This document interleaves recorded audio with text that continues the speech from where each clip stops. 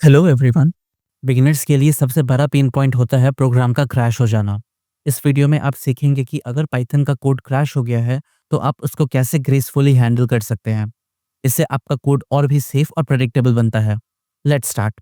Error handling एक programme को allow करता है कि वो अनएक्सपेक्टेड कंडीशंस जैसे कि एरर या फिर एक्सेप्शन पर बिना क्रैश हुए रिस्पॉन्ड करें। वैसे एरर हैंडलिंग की बात करें तो जब कुछ गलत हो तो वो इससे ग्रेसफुली रिकवर करने में हेल्प करता है।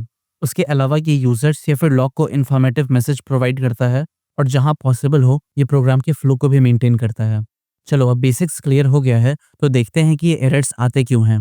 एरर्स के बहुत रीजंस हो सकते हैं, जैसे कि कोलन का मिसिंग होना या पेरेंथेसिस का मिसिंग होना एटसेट्रा। इसके अलावा इनकरेक्ट इंडेंटेशन, जो कि पाइथन इंडेंटेशन पर रिलाई करता है। गलत जगह दिया हुआ इंडेंट एरर कॉज कर सकता है। अगर आप अनडिफाइंड वेरिएबल्स का यूज़ कर रहे हैं तो ये भी एक एरर का कारण बनता है। टाइप मिसमैच, जैसे कि इनकम्पैटिबल डेटा टाइप्स को एक साथ मिक्स करके यूज़ करना, जैसे कि स्ट्रिंग और इंटीजर के बीच ऐड करने की कोशिश करना, ये भी एक एरर क्रिएट कर देगा। अगर आप अपने प्रोग्राम में कोई फंक्शन बना के रखे हैं और उस फंक्शन को गलत तरीके से कॉल कर रहे हैं, then in that case also आपका कोड एरर क्रिएट करेगा। एंड फाइनली ये लास्ट चीज़, पाइथन केस सेंसिटिव होता है। दैट मीन्स अगर आप प्रिंट को कैपिटल लेटर या फिर स्मॉल लेटर से लिखे हैं तो पाइथन इन दोनों को ही अलग अलग ट्रीट करता है। आपके लिए ये जानना ज़रूरी था क्योंकि अब आप पकड़ पाएंगे कि एरर के कॉज होने का आखिर एग्जैक्ट रीज़न क्या है और एटलीस्ट आप सही डायरेक्शन में सोच पाएंगे। नाउ नेक्स्ट इज एरर के टाइप्स को आइडेंटिफाई करना। इससे आप तुरंत डिसाइड कर पाओगे कि कौन सी स्ट्रैटेजी यूज़ करनी है।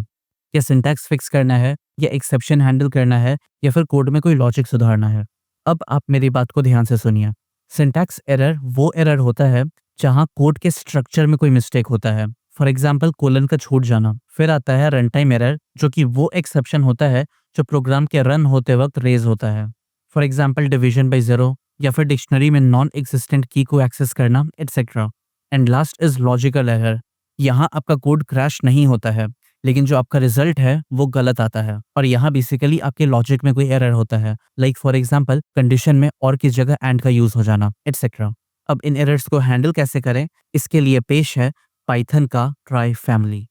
पाइथन बहुत सारे ट्राई के वेरिएंट देता है, जैसे try except, try except except, try except else, try finally, try except finally etcetera.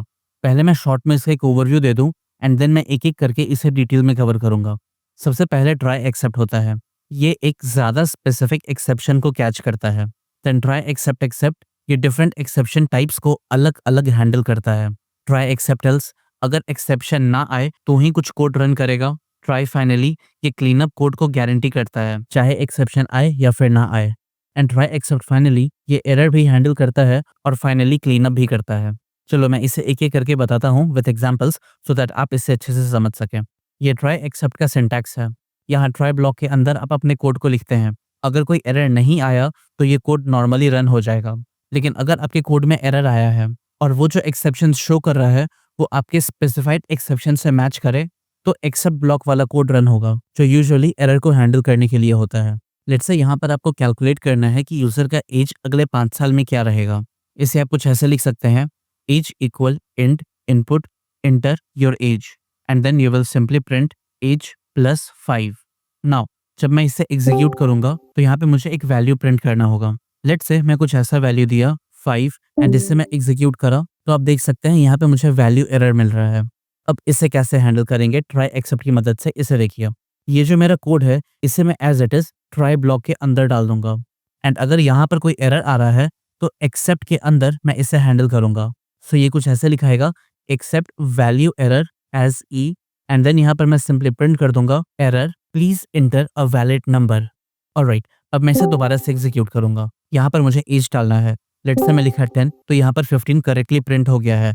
इसे मैं दोबारा एग्जीक्यूट करा एंड यहाँ पर इस बार मैं 5 लिखा एंड इसे एग्जीक्यूट करा। अब देखिए यहाँ पे मुझे ये मैसेज मिल गया है, error please enter a valid number. Now next is try except except. ये बिल्कुल ट्राई एक्सेप्ट की तरह होता है, ओनली डिफरेंस इज यहाँ पर आप मल्टीपल एक्सेप्शंस को स्पेसिफाई कर सकते हैं। मान लीजिए आपके पास फ्रूट्स नाम का एक लिस्ट है एंड उसके इंडेक्स नंबर की मदद से आप कोई स्पेसिफिक फ्रूट को एक्सेस करना चाहते हैं।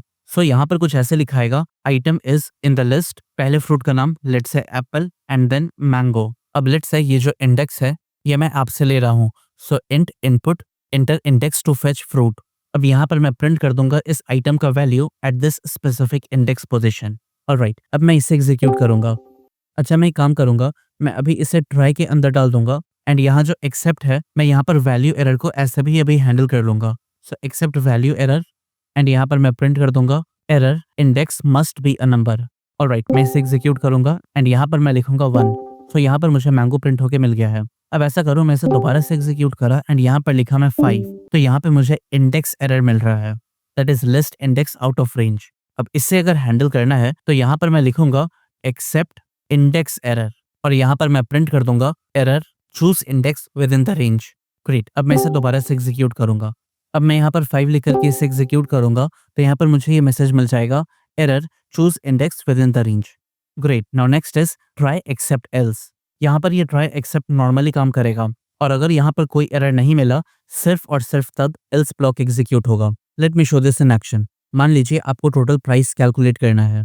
सो यहाँ कुछ ऐसा होगा, प्राइस इज इंट या फिर फ्लोट ऑफ इनपुट और इसके अंदर मैसेज होगा enter item price, then quantity is int input enter quantity and finally जो टोटल होगा वो होगा प्राइस इनटू क्वांटिटी। ग्रेट, अब मैं इसे फिर से ट्राई एक्सेप्ट के अंदर रैप करूंगा। सो यहाँ पर होगा ट्राई कोलन एंड इसके अंदर ये पूरा कोड जाएगा। अब आप गेस कर सकते हैं यहाँ पे क्या एरर आने का चांस है, एक्सेप्ट वैल्यू एरर। एंड अगर यहाँ पर वैल्यू एरर है तो मैं सिंपली प्रिंट कर दूंगा error please enter a valid number. And अगर कोई एरर नहीं है, सिर्फ और सिर्फ तब मैं यहाँ एल्स ब्लॉक के अंदर आऊंगा और यहाँ पर प्रिंट कर दूंगा टोटल कॉस्ट। ग्रेट, अब मैं यहाँ पर इसे एग्जीक्यूट करूंगा and let's fill the value and try this. मैं यहाँ रखा प्राइस 5, क्वांटिटी 4, तो यहाँ पर ये वैल्यू एरर हैंडल हो गया है एंड फिर से यहाँ पर लिखा मैं प्राइस 5 एंड क्वांटिटी 4, तो यहाँ मुझे टोटल कॉस्ट प्रिंट होके मिल गया है। I hope you got this. Now let's move to next variant which is try finally. इस वेरिएंट को यूज करके आप क्लीनअप लॉजिक परफॉर्म करते हैं, दैट इज फाइनली के अंदर लिखा हुआ कोई भी कोड हमेशा रन होगा डिस्पाइट द फैक्ट कोई एरर आया है या फिर नहीं। Let me give an example. Let's say यहाँ पर ट्राई ब्लॉक के अंदर आप कुछ ऐसे लिख रहे हैं, result equal 10 divided by 2 and then you are printing this result. And यहाँ फाइनली ब्लॉक के अंदर आप एक मैसेज प्रिंट करेंगे एंड ऑफ ऑपरेशन। नाउ जब आप इसे एग्जीक्यूट करेंगे तो यहाँ पर आपको 5 प्रिंट होके मिल जाएगा एंड इसके साथ साथ एंड ऑफ ऑपरेशन भी प्रिंट होके मिल जाएगा। दैट इज ये कोड सही है बट स्टिल ये फाइनली ब्लॉक एग्जीक्यूट हुआ है।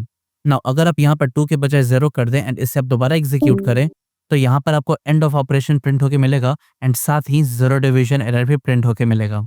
I hope I made my point clear कि यहाँ पर इस फाइनली ब्लॉक का नेचर कैसा होगा। अब चूंकि आप ट्राई फाइनली समझ चुके हैं तो ट्राई एक्सेप्ट फाइनली भी आप इजीली समझ जाइएगा, क्योंकि यहाँ पर ये एरर को भी हैंडल करेगा एंड साथ ही साथ कोड को भी क्लीन करेगा।